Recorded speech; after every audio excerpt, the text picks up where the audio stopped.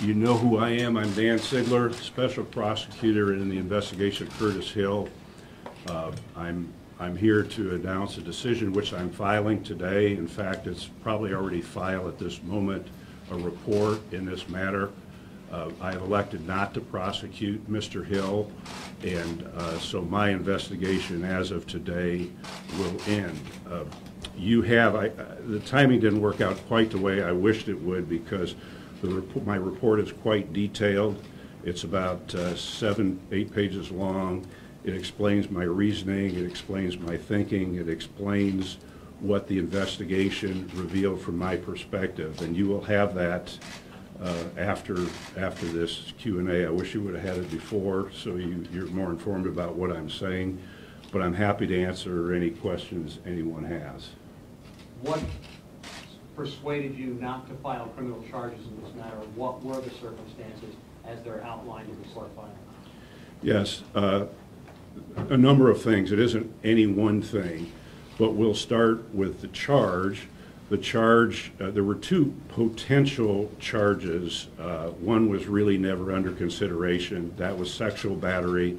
That would be a D felony. A sexual battery requires force, and this was not a situation where I determined that force could be proved, so that was quickly discarded by me. The second question was what I call simple battery, rude, insolent, or angry touching of another person by a person.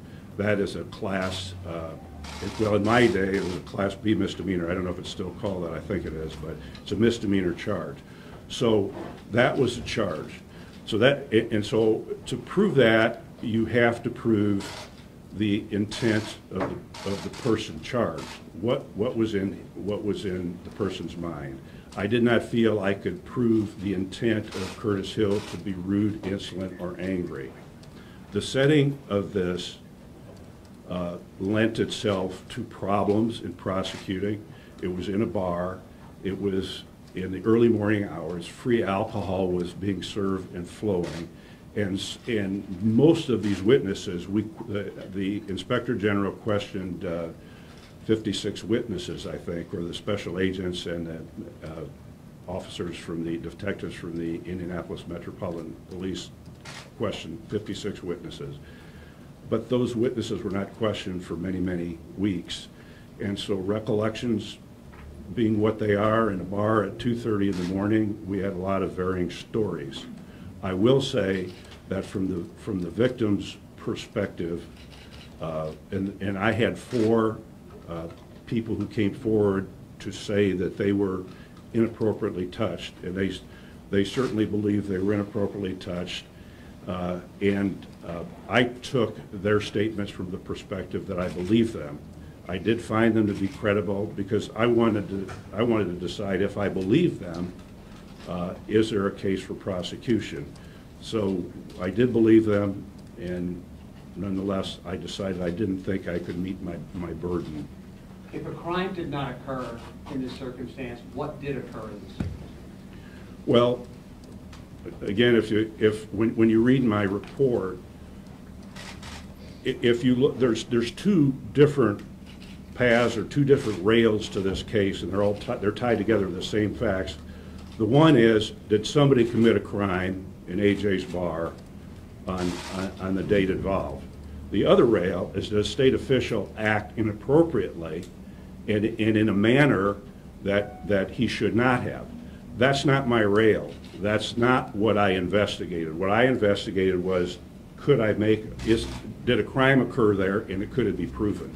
And I decided there was no crime that could be proven. Dan, in the past you've taken these cases to a grand jury. Why did you decide not to do that in this one?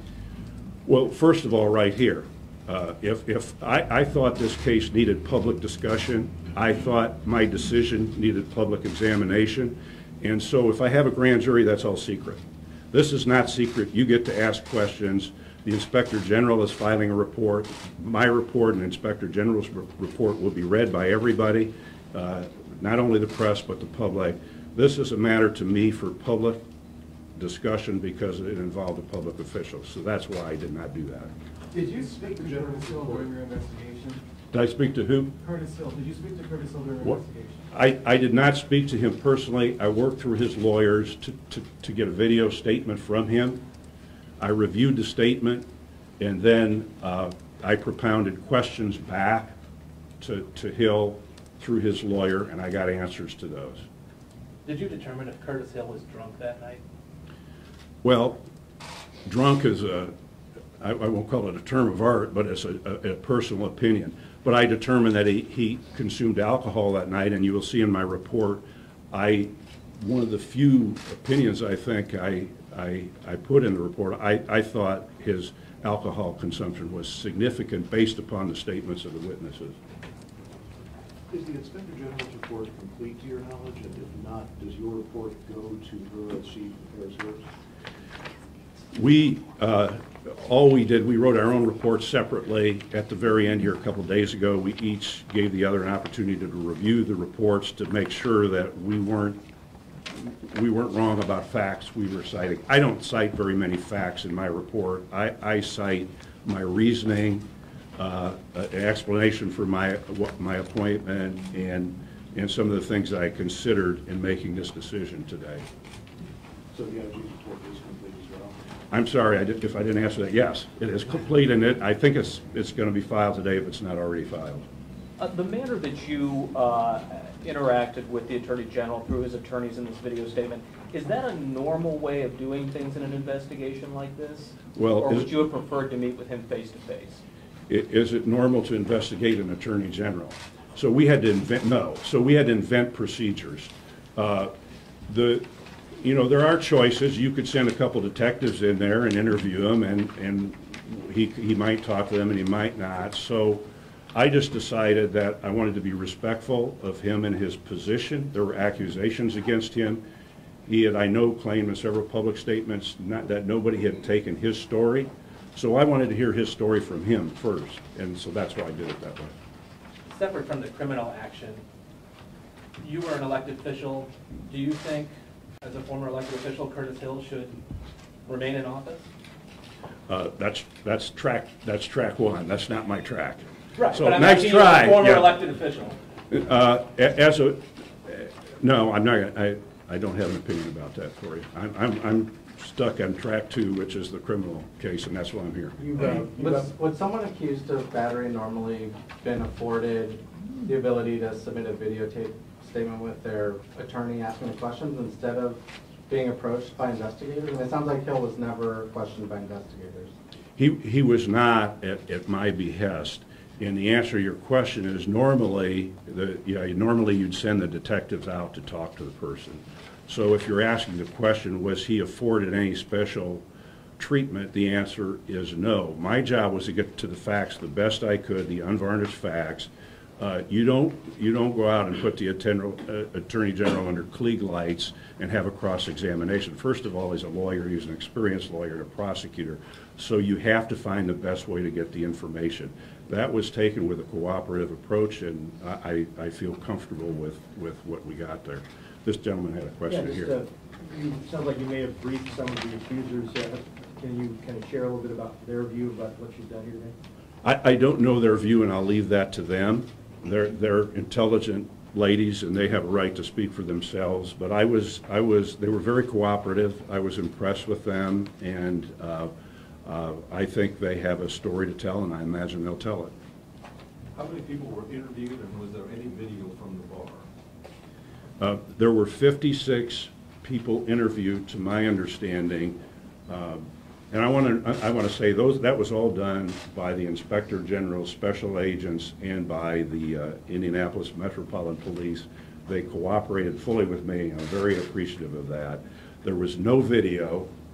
There was a video, but it was recycled before. The investigators came out 2 months after this event. So oftentimes we see this where videos are gone after 30 days, and that was the case here, as I'm told. So is the Inspector General not pressing charge or pursuing charges either? Well, the Inspector General has, in terms of charges, that's my decision. The Inspector General, by statute, has her own jurisdiction. There are ethical matters to consider, but to understanding, she is not pursuing anything in that regard. And there's some question whether the ethical rules which apply to state employees actually apply to public officials, and whether the Inspector General really has jurisdiction over that. That's an open question. Were Curtis Hill's statements made under oath? No. No, we took no witness statements under oath. Of the 56, and that would not be normal procedure. I don't take witness statements under oath. So of those 56, I was looking for 4 women and then 52 others. Was there corroboration for those accounts? Sometimes yes, sometimes no. You can imagine in a crowded bar at 2:30 in the morning, well, actually it was from midnight to 5:30 in the morning, where people were in and out, and the alcohol was free, and so no, well, that was one of the difficulties, frankly. There's no timeline for me to prove. There's no ability to say this happened at this time, this person was here and that person was there. That was just impossible to come up with a good timeline of events. In your investigation, do you feel like Curtis Hill did anything immoral or wrong? I don't offer opinions on morality. I didn't find a criminal case against Curtis Hill to charge and prosecute. Do you have a follow-up question? I do. So is the timeline sort of at the nub of not being able to prove this beyond a reasonable doubt? It's one of the things. And the other thing, frankly, is I'm being paid by the Marion County taxpayers. And this would be, I think, having been involved in a number of them, this would be a drawn-out, complicated, legally and factually case that would last a long, long time. The victims would be put through a heck of a lot, and their depositions would be taken. They'd have to testify. It would be a tough, tough case to prove.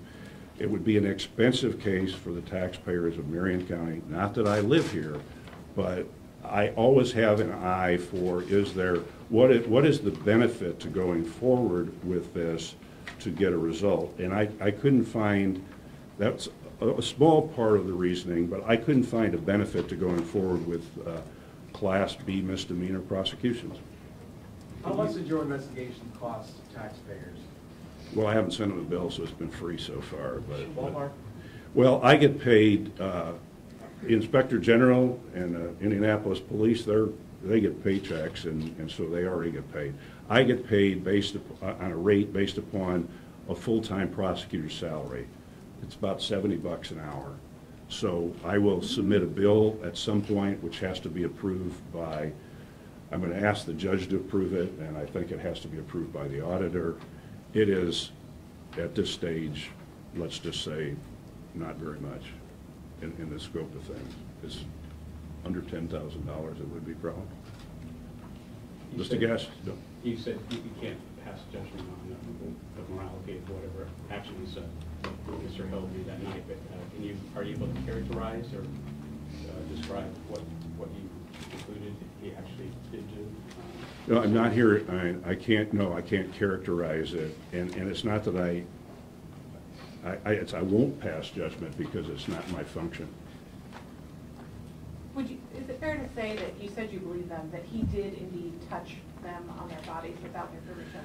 From his statement, he does not deny touching, okay? But there's a lot of vague in-betweens on all that, so there's no, there was no denial that there was touching. There's no denial. There's disagreement as to the extent of it, as you might imagine. So there is certainly the stage set for between Curtis Hill and the accusers as to what really happened. But as to the fact that he was there, he was drinking in the establishment, he was around these women, I don't think he probably even knows all the women right now. So there's no confirmation of that. Anybody else? Will his video statement be released? No, not by me. Did Curtis Hill drive home that night? I can only describe the facts as they come from witness statements and from Hill. The witness statements, that's the one thing I think that's probably agreed upon. No, he took an Uber ride home. as many did there, probably necessarily. Do you think, in your investigation, did Curtis Hill have too much to drink? I can't characterize it that way because I wasn't there. I didn't see him. I can't nail down how many drinks he had. That was a problem. But I think his consumption of alcohol was significant. He had alcohol, according to his own words, before he got there, and he had alcohol while he was there. But I can't characterize it because I don't think I ever got full information on how many drinks he had. I would say, and again, if you look at my report and you look at the Inspector General's report, there is much time in the Inspector General's, many statements devoted to how he appeared, and so you can make that judgment yourselves when you read the reports. So the evidence of intoxication is more from the standpoint of behavior and appearance than it is from counting the number of drinks that people saw that he had, because that was difficult. That information was difficult to come by. Are we not? Okay. Hey, thank you, everybody. Good to see you.